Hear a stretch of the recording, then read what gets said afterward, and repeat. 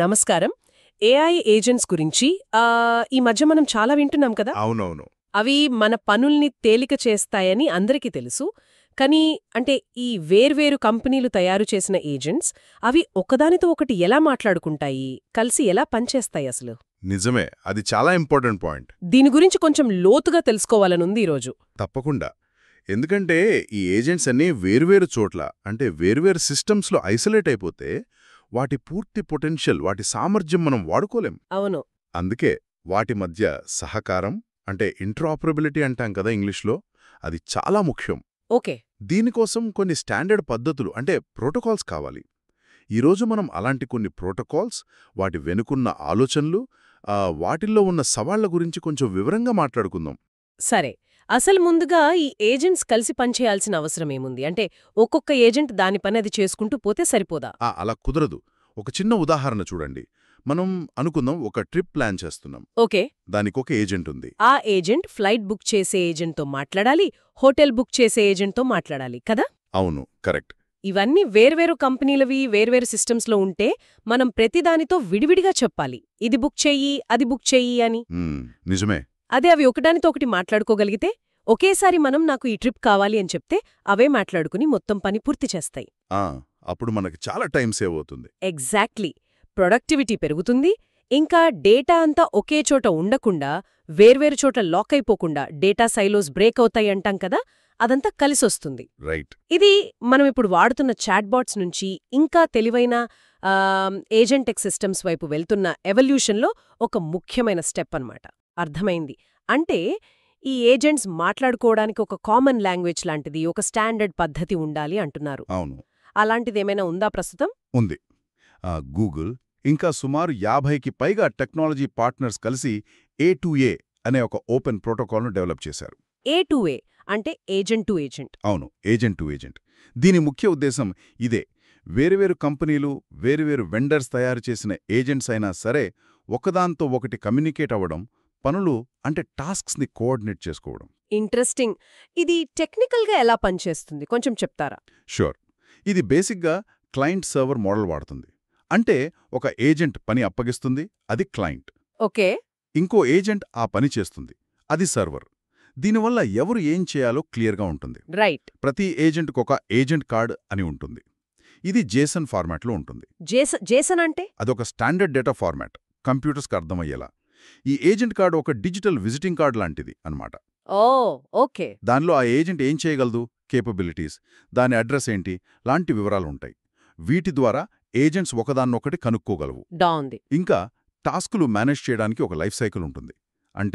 పని మొదలైందా, submitted, జరుగుతోందా, working, పూర్తయిందా, completed, ఇలాగా. Messages ద్వారా అవి కాంటెక్స్ట్, రిజల్ట్స్ ఆర్టిఫాక్ట్స్ అంటాం, అవి పంపుకుంటాయి.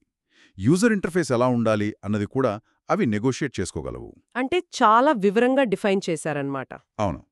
ఇది ఆంథ్రోపిక్ వాళ్ళ MCP మోడల్ కాంటెక్స్ట్ ప్రోటోకాల్ అని ఇంకొకటి ఉంది. దానికి కాంప్లిమెంటరీగా పనిచేస్తుంది. ఆ రెండిటికి తేడా ఏంటి? MCP, A2A. మంచి ప్రశ్న. MCP ముఖ్యంగా ఏజెంట్స్కి టూల్స్ ఎలా ఇవ్వాలి, కాంటెక్స్ట్ ఎలా పాస్ చేయాలి అనే దాని మీద ఫోకస్ చేస్తుంది. ఓకే. A2A ఏమో ఏజెంట్స్ మధ్య సహకారం కొలాబొరేషన్, టాస్క్ కోఆర్డినేషన్ మీద ఎక్కువ ఫోకస్ చేస్తుంది. సో రెండు వేర్వేరు అవసరాలకు ఉపయోగపడతాయి. క్లియర్. సో A2A అనేది కమ్యూనికేషన్, టాస్క్ కోఆర్డినేషన్ కోసం. బావుంది. మరి ఏజెంట్స్ కేవలం ఇలా పనులు చేయించుకోవడమేనా, లేక వాటి మధ్య ఇంకా విలువైన లావాదేవీలు, ట్రాన్సాక్షన్స్ లాంటివి కూడా జరిగే అవకాశం ఉందా? అడిగారు చూసారా, అది చాలా ఇంట్రెస్టింగ్ పాయింట్. అక్కడికే వస్తున్నాం. ATC/IP అనే ఇంకో కాన్సెప్ట్ ఉంది. ATC/IP.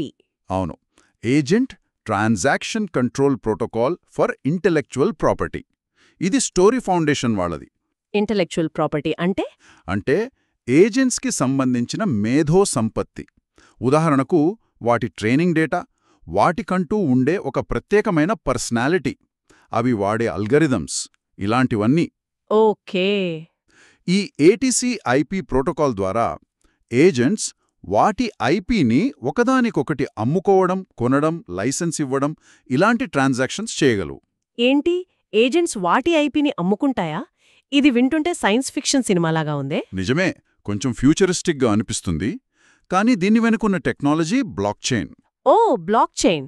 అవును, బ్లాక్చైన్ మీద ప్రోగ్రామబుల్ కాంట్రాక్ట్స్ ద్వారా ఇదంతా జరుగుతుంది. ఒక ఏజెంట్ ఇంకో ఏజెంట్కి రిక్వెస్ట్ పంపుతుంది, నాకు నీ అల్గరిథం కావాలి అని. రెండూ టర్మ్స్ ఒప్పుకుంటాయి. తర్వాత ఆ లైసెన్స్కి సంబంధించి ఒక డిజిటల్ టోకెన్ని బ్లాక్చైన్లో క్రియేట్ చేస్తారు, అంటే మింటింగ్ అంటాం. రైట్. ఆ తర్వాత ఐపీ డెలివరీ అవుతుంది. ఇదంతా ఆటోమేటెడ్గా ఏజెంట్స్ మధ్య జరిగిపోతుంది. మనుషుల జోక్యం చాలా తక్కువ. అంటే ఉదాహరణకి ఒక మంచి ట్రేడింగ్ అల్గోరిథం ఉంది. దాన్ని వేరే ఏజెంట్స్ వాడాలనుకుంటే వాళ్ళు లైసెన్స్ ఫీజు కట్టి వాడొచ్చు. ఆ డబ్బు ఒరిజినల్ ఏజెంట్కి వెళ్తుందన్నమాట. ఎగ్జాక్ట్లీ. రాయల్టీలు కూడా ఆటోమేటిక్గా ఆ ఒరిజినల్ క్రియేటర్ ఏజెంట్కి వెళ్లేలా సెటప్ చేయొచ్చు. ఇది పూర్తిగా ఏజెంట్ డ్రివెన్ ఎకానమీకి దారితీయొచ్చు.